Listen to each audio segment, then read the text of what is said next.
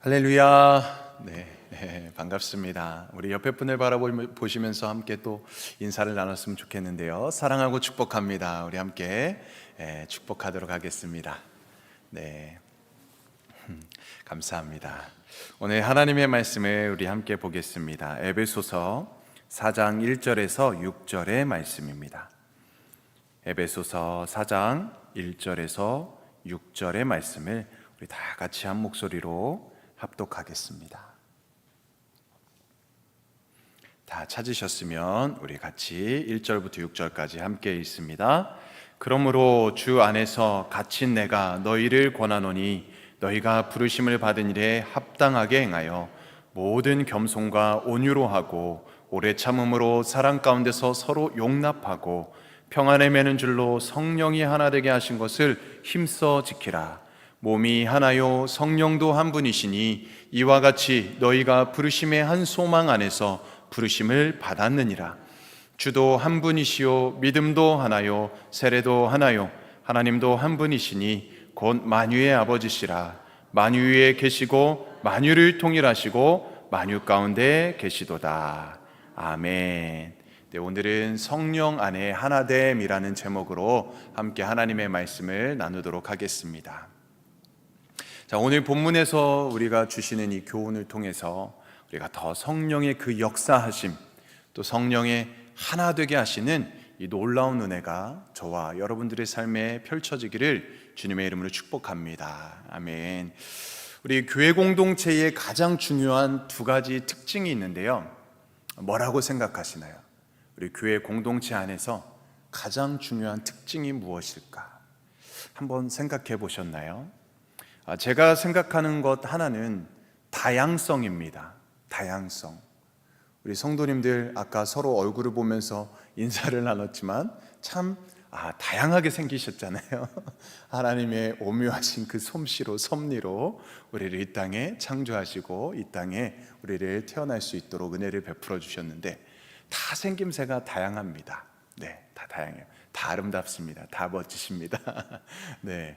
근데 이 다양성, 그러니까 우리가 남녀노소 관계없이 또 우리의 빈부와 상관없이 또 신분이나 이런 자리에 관계없이 배운 자, 그렇지 않은 자 관계없이 우리 모든 것을 다 뛰어넘어서 어우러진 공동체가 바로 우리 교회의 특징이지 않나. 이 다양성. 또 하나의 특징은 통일성이라고 생각합니다. 그 다양한 사람들이 함께 모여서 이 믿음 공동체를 이루어간다라는 것이죠. 세상 사람들은 이 하나 되기가 참 쉽지가 않아요. 전에 새벽 예배 때도 우리 한국 민족이 혼자서는 참 잘하는데 둘이 붙여놓으면 막 싸워요. 서로 경쟁하고 서로 막 어떻게든 막 넘어뜨리려고 하고 막 잡아뜨리려고 하고 막 그런 좀 기질이 좀 있는 것 같아요. 근데 우리 교회 안에서는 다양한 사람들이 함께 모여서 통일성 있게 믿음을 가지고 이렇게 주님을 바라보면서 예배하고 또 믿음 생활을 해 나간다는 거예요. 이것이 가능할 수 있는 이유가 무엇일까요? 다양성과 이 통일성, 이것이 가능한 것이 무엇일까? 한번 생각을 해보았습니다. 근데 그것은 물론 우리 교회가 완벽하다는 것은 아닙니다. 완벽하다는 것은 아닌데 근데 세상과는 근본적으로 다른 점이 있습니다. 그것은 예수 그리스도라는 구심점이 있다는 것입니다. 예수 그리스도. 왜냐하면 우리가 이 예수 그리스도를 믿음으로 고백한 자들이 우리 교회 안에 모이지 않습니까? 우리가 공동체를 이루어가는 것입니다. 우리가 예수 그리스도를 믿는 사람들이, 구원받은 사람들이 이 교회를 아름다운 공동체로 이루어간다는 것, 이 예수 그리스도가 우리 교회 안에 있다라는 것이죠. 세상에는 예수 그리스도가 이렇게 하나 될 수 없죠. 근데 우리 교회는 이 예수 그리스도를 믿는 백성들이 모여서 신앙 공동체를, 믿음 공동체를 이루어간다. 이것이 교회의 가장 중요한 특징이지 않을까라는 생각을 해보게 됩니다. 교회는 주님을 중심으로 하나 될 수 있는 것이죠. 주님은 이 하나됨을 위해서 이 땅에 오신 것입니다. 자, 그리고 세상에 계실 때는 물론이고 지금은 이제 우리 하나님 우편에서 우리를 위해서 끊임없이 중보기도를 해주고 계시는 분이 바로 우리 예수 그리스도이십니다. 요한복음 17장 11절에선 이렇게 말씀합니다. 거룩하신 아버지여, 내게 주신 아버지의 이름으로 그들을 보존하사 우리와 같이 그들도 하나가 되게 하옵소서. 자, 우리 주님은 하나님과 하나요, 또 하나님은 삼위의 하나님이시죠. 각각 다른 위가 하나가 된 삼위일체가 되는 이 놀라운 은혜가 있는 것이죠. 이것을 바울은 오늘 본문에서 몸이 하나요, 성령도 하나요, 주도 하나요, 믿음도 하나요, 세례도 하나요, 하나님도 하나다라고 강조하고 있습니다. 이 하나님의 세계와 이 믿음의 영역은 모든 것이 하나이기 때문에 교회 공동체를 향해서도 하나가 됨을 말씀하고 있습니다. 자, 그래서 교회는 성령으로 하나가 되어야 합니다. 우리는 성령으로 하나 된 공동체로 더 아름답게 만들어 가야 됩니다. 성령 안에 더 아름답게 든든히 세워져 가는 이 교회 공동체가, 믿음 공동체가, 신앙 공동체가 되어야 된다라는 것입니다. 그것이 바로 하나님 아버지의 뜻이다라는 것입니다. 자, 그렇다면 성령으로 하나 되는 방법이 무엇일까요? 바울은 오늘 본문에서 그것을 세 가지로 제시하고 있는데요. 첫 번째는 소명의식입니다. 따라해 봅니다. 소명의식. 소명의식. 네, 1절 말씀에서 이것을 강조하고 있습니다. 우리 1절 말씀을 다 같이 한번 다시 읽어볼까요? 시작. 그러므로 주 안에서 갇힌 내가 너희를 권하노니 너희가 부르심을 받은 일에 합당하게 행하여. 너희가 부르심을 받았다는 거예요. 부르심. 소명이라고 하죠. 부르심. 영어로는 컬링이라고 합니다. 이 부르심을 받은 자라는 것입니다. 자, 그래야 성령으로 하나 되는 귀한 통로가 될 수 있다는 거예요. 부르심을 받은 자들만이. 하나님은 이 사람을 부르시는 분이죠. 그렇기 때문에 오늘 우리가 이 자리에 있는 것이 아니겠습니까? 하나님의 부르심을, 그 은혜를 입은 자이기 때문에 오늘 우리가 이 자리에 있는 것입니다. 하나님의 부르심에는 두 가지의 큰 범위가 있습니다. 하나는 구원으로의 부르심입니다. 또 하나는 사명으로의 부르심입니다. 구원으로 부르심은 무엇입니까? 우리 모두가 동일하게 받은 것입니다. 우리는 구원받은 백성입니다. 믿습니까? 아멘. 자, 그러나 사명으로의 부르심은 사람마다 각각 다릅니다. 우리 각자에게 주신 사명이 있다는 거예요. 하나님의 그의 뜻을 이루기 위해서, 하나님의 그 나라를 세워가기 위해서 우리가 이 다양한 사명을 받았습니다. 그 다양한 사명과 은사의 부르심이 무엇인지에 대해서 바울은 오늘 11절에서 이렇게 말합니다. 그가 어떤 사람은 사도로, 어떤 사람은 선지자로, 어떤 사람은 복음을 전하는 자로, 어떤 사람은 목사와 교사로 삼으셨다. 이렇게 말씀하십니다. 하나님은 이렇게 우리를 부르셨습니다. 그래서 목사가 있고 장로가 있고 가르치는 자가 있고 봉사하는 자가 있는 것이지요. 우리가 이런 주님의 부르심과 그 뜻을 이루기 위해서 바로 이러한 다양한 사명을 인정하고 존중하고 자기에게 맡겨진 사명과 직분, 그 사역에 충실히 해야 된다라는 것입니다. 다시 말해서 철저히 소명의식을 가지고 우리가 믿음 생활해야 된다는 거예요. 바로 거기에 성령으로 하나 되는 놀라운 은혜가 있다라는 것입니다. 할렐루야, 아멘. 자, 물론 소명의식을 가진 자는 우월의식에 빠지면 안 됩니다. 뭐에 빠지면 안 된다고요? 우월의식에 빠지면 안 됩니다. 내가 목사인데, 내가 장로인데, 내가 권사인데, 그렇게 우월의식에 빠지면 안 돼요. 우리 집사님들 또 빼놓으면 서운하시죠? 집사인데 우리가 이렇게 직분을 받았는데, 내가 이렇게 권사하고 집사인데 내가 얼마나 교회를 위해 헌신하고 봉사하는데 라는 이런 우월의식에 우리가 빠지면 안 된다라는 것입니다. 자, 교회 공동체는 하나님의 중심으로 먼저 먼저와 나중이 중요하지 않습니다. 그런 분들이 있죠. 내가 막 먼저 와서 내가 먼저 믿었다고 해서 나중에 믿은 사람들은 막 뭐라고 하고 왜 저거밖에 못하냐고 하고 그런 분들이 있어요. 그렇게 하면 안 된다라는 것입니다. 우리 교회 안에는 큰 것이 없습니다. 작은 것이 없습니다. 차이가 없습니다. 더 중요하고 덜 중요한 게 없습니다. 모든 한 사람 한 사람이 다 소중한 것입니다. 이것을 생각하지 않고 자기가 받은 소명에 대한 우월 의식에 빠지는 순간부터 공동체는 문제가 생깁니다. 어려움을 겪게 됩니다. 시험에 빠지게 되는 것이죠. 우리는 이것을 또 조심하고 또 조심할 수 있기를 주님의 이름으로 축복합니다. 또 소명의식을 가진 자는 비교의식을 가져서도 안 됩니다. 뭐를 가지면 안 된다고요? 비교의식. 우리가 우월의식, 이 비교의식을 뿌리 뽑아야 됩니다.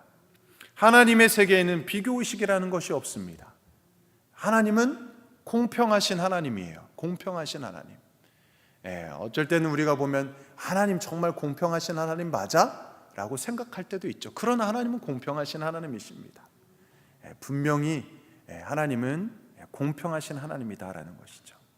작은 일도 큰 일도 앞에서 하는 일도 뒤에서 하는 일도 다 소중한 것입니다.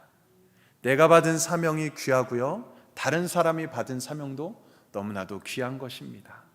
사람이 잘 살다가도요, 남과 비교하는 순간 갑자기 교만해집니다. 그리고 심지어는 막 침체하게 되기도 합니다. 이것을 또한 우리가 조심해야 된다. 비교의식. 자, 그래서 소명의식을 가진 자는 오직 목표의식만 가져야 합니다. 뭐를 가져야 된다? 목표의식. 목표가 무엇입니까? 우리가 받은 그 부르심, 그 사명에 우리가 그 목적대로, 그 하나님의 뜻대로 살아가는 것입니다. 그게 목표의식입니다. 나에게 주신 소중한 사명, 그 목표를 충실히 감당하는 것이죠. 오늘 새벽의 말씀에도 보면 하나냐가 충성된 자라고 칭찬받잖아요. 또 무리 중에서도 뛰어나게 하나님을 경외했던 자라고 칭찬받잖아요. 작은 일에 충성된 자, 큰 일을 맡기잖아요. 지도자로 세움을 받게 됩니다. 우리 장로님들 괜히 이렇게 장로님 된 거 아닙니다.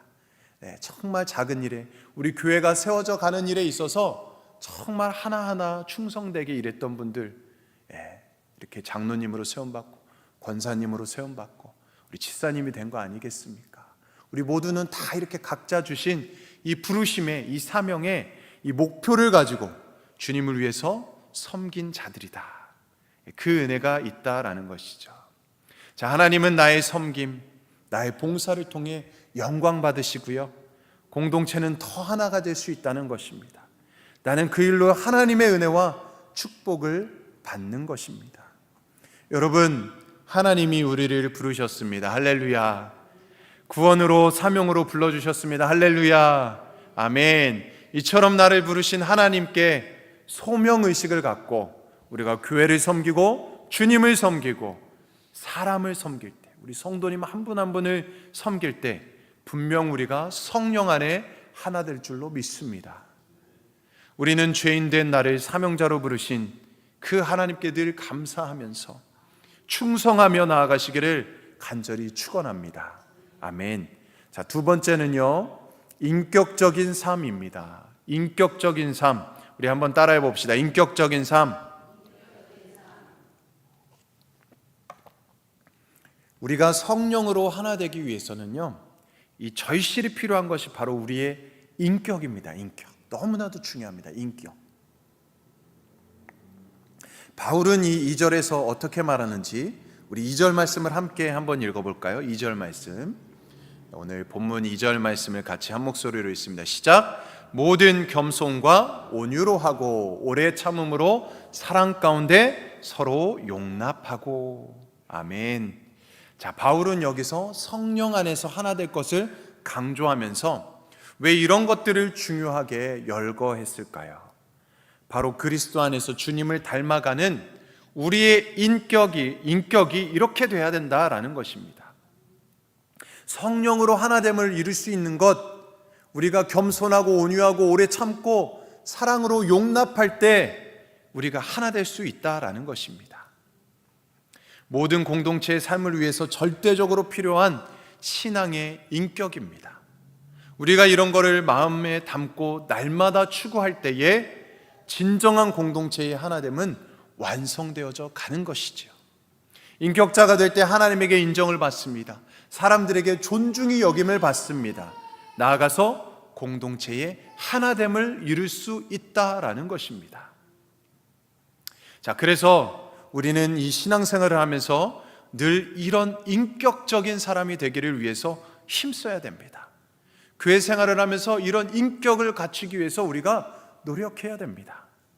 신약 성경에서 인격자로 귀한 모델이 되어서 하나님됨을 온전히 이루는 일에 쓰임받았던 인물이 있는데요, 그 사람은 바로 우리가 잘 아는 바나바라는 사람입니다. 바나바.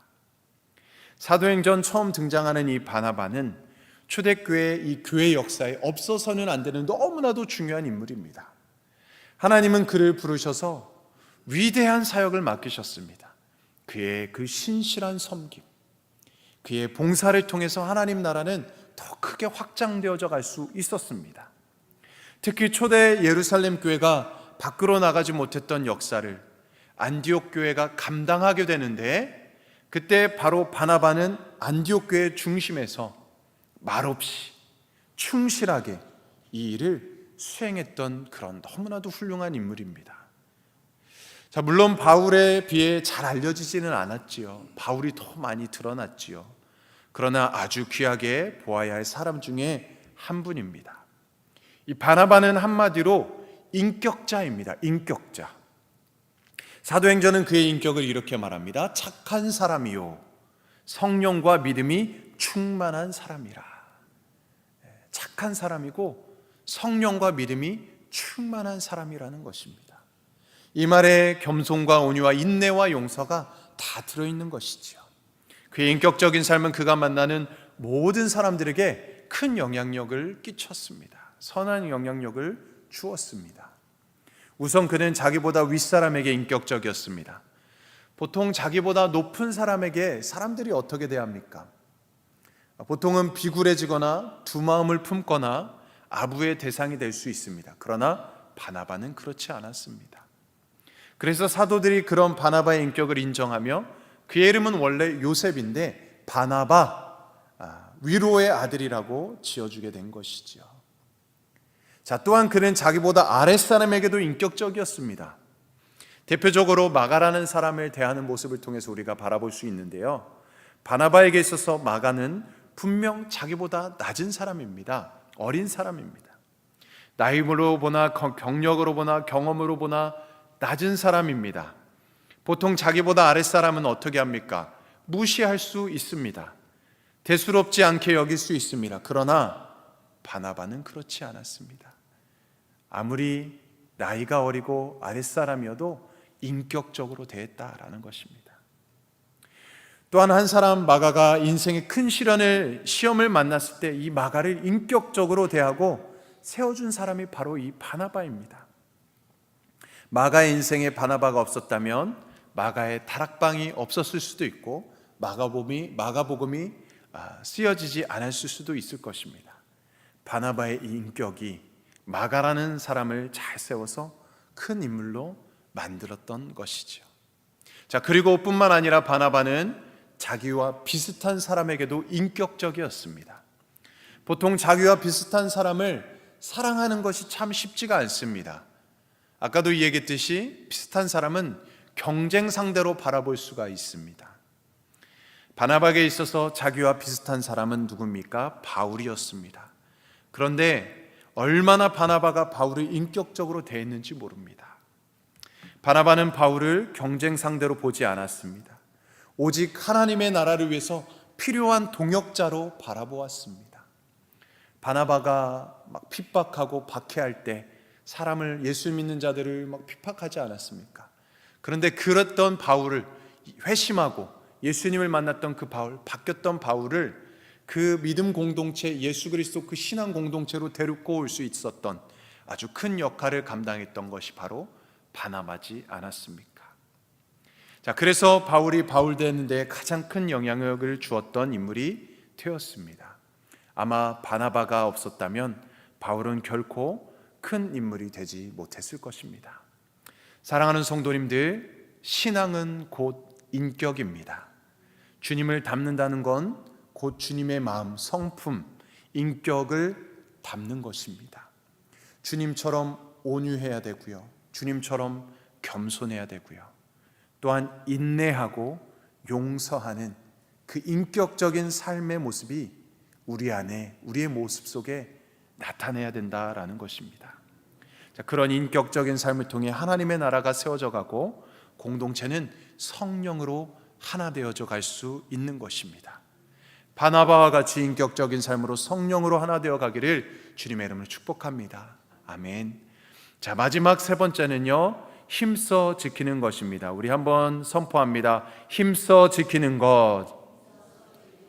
네, 힘써 지키는 것. 3절 말씀을 우리 함께 읽겠습니다. 3절 말씀 시작. 평안에 매는 줄로 성령이 하나 되게 하신 것을 힘써 지키라. 자, 바울은 성령으로 하나 되는 것을 말하면서 뭐라고 이야기합니까? 힘써 지켜야 된다라고 말씀합니다. 이것을 우리가 눈여겨봐야 되고, 또한 이것을 우리가 놓치지 말고 반드시 기억해야 됩니다. 이것이 성령으로 하나 되는 놀라운 방법인 것을 우리는 잊지 말아야 합니다. 성령으로 하나 된 것을 힘써 지키라는 것입니다. 수고하고 노력하라는 것입니다. 이제 행동하고 실천하라라는 것입니다.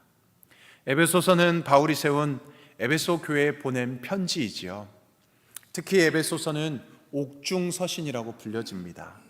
바울이 로마 감옥에 힘들게 수감되어서 심혈을 기울이면서 쓴 편지입니다.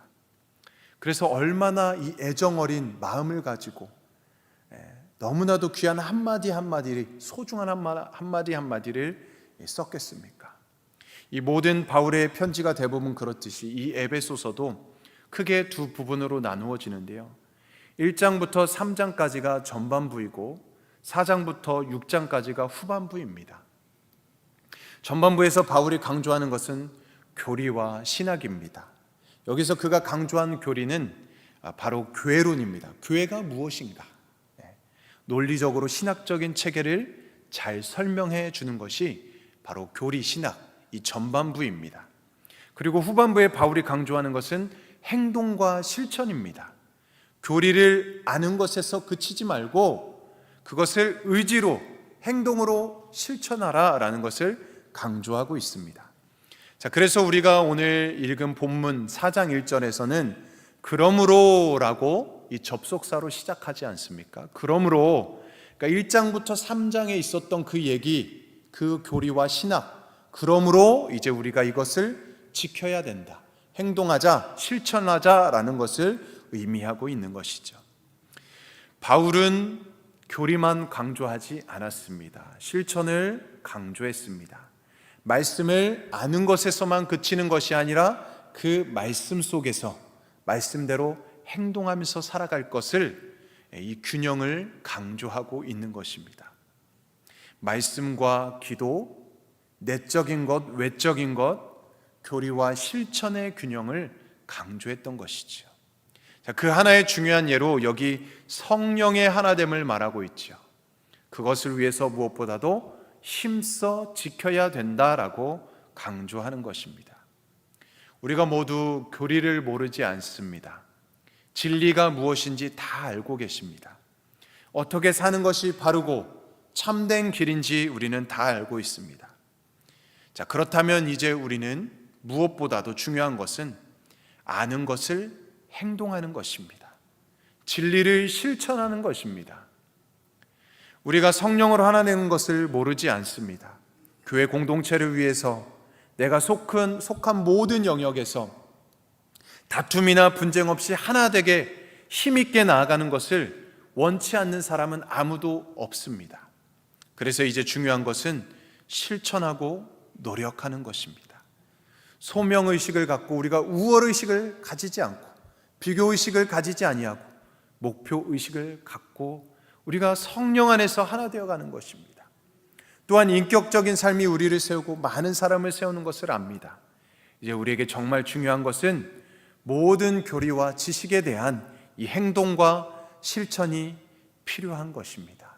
노력하고 수고하여 힘써 지켜 나가는 것입니다. 여러분, 세상에 우연이라는 것은 없지요. 하나님의 세계는 더욱 우연이 존재하지 않습니다. 저절로 되는 것은 하나도 없습니다. 뭔가 원인이 있고 그것에 따른 수고의 결과가 있습니다. 심지어 우리의 노력이나 수고가 전혀 필요 없는 구원도 그렇습니다. 구원은 노력으로 얻는 것이 아니기에 그냥 주어진 결과라고 생각해서는 안 되는 것이죠. 십자가라는 원인이 있었다는 것을 우리는 잊지 말아야 합니다. 하나님은 십자가를 통하지 않아도 얼마든지 구원할 수 있었습니다. 그럼에도 불구하고 십자가를 통해서 구원에 이르신 그 의도가 무엇이겠습니까? 세상에 공짜는 없다라는 것입니다.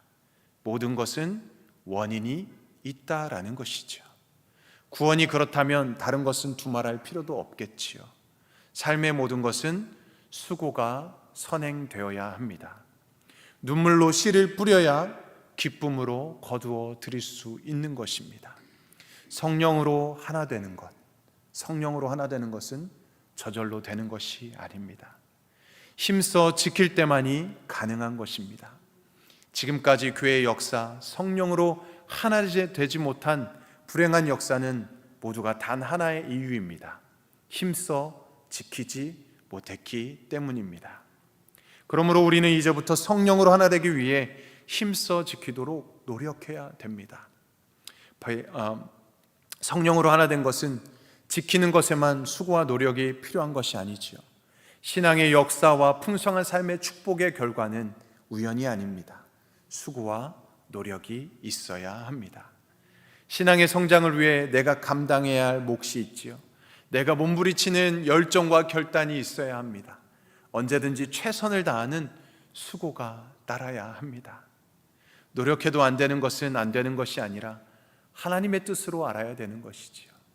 하나님의 하실 몫이 있다라는 것입니다. 그러나 하나님이 하실 일 말고 나의 몫이 분명히 있다는 것입니다. 내 신앙의 성숙을 위해서, 내 삶의 풍요의 결실을 위해서, 공동체의 소원을 이루기 위해서 지금보다 더 노력하고 수고하기를 다짐해야 하고 또 최선을 다해야 할 줄로 믿습니다. 바로 거기에 하나님의 뜻이 이루어지고 하나님은 영광을 받으시는 줄로 믿습니다. 사랑하는 성도님들, 성령으로 하나 되는 것이 우리의 우선적인 목표와 실천 사항일 것입니다.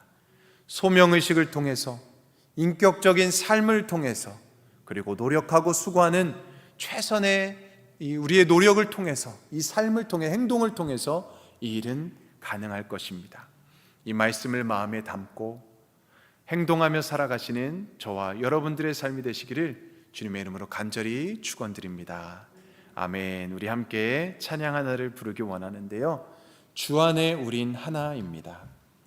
우리 이 찬양의 가사처럼 우리가 주님 안에서 하나 되고 성령 안에서 하나 되어서 우리 교회를 더욱더 아름답게, 든든하게, 건강한 교회로 세워갈 수 있기를 소망합니다.